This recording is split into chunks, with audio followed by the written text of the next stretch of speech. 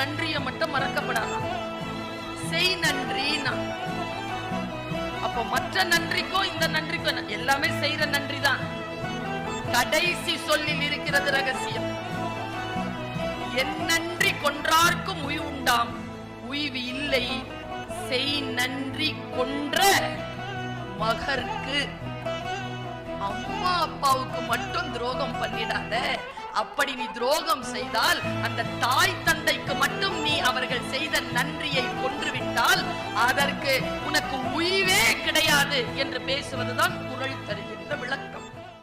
இந்த உலகத்தில் நமக்கு யார் வேண்டுமானாலும் உதவி செய்திருக்கலாம், நன்மை செய்திருக்கலாம். அந்த நன்மைகளை, அந்த நன்றியை நாம் மறக்கலாம், பரவாயில்லை. ஆனால் ஒரு நன்றியை மட்டும் மறக்கப்படாதான். செய் நன்றினா அப்போ மற்ற நன்றிக்கும் இந்த நன்றிக்கும் எல்லாமே செய்யற நன்றி தான். கடைசி சொல்லில் இருக்கிறது ரகசியம். என் நன்றி கொன்றார்க்கும் உய்வு உண்டாம், உய்வு இல்லை செய் நன்றி கொன்ற மகர்க்கு. அம்மா அப்பாவுக்கு மட்டும் துரோகம் பண்ணிடாத. அப்படி நீ துரோகம் செய்தால் அந்த தாய் தந்தைக்கு மட்டும் நீ அவர்கள் செய்த நன்றியை கொன்றுவிட்டால் அதற்கு உனக்கு உய்வே கிடையாது என்று பேசுவதுதான் குறள் தருகின்ற விளக்கம்.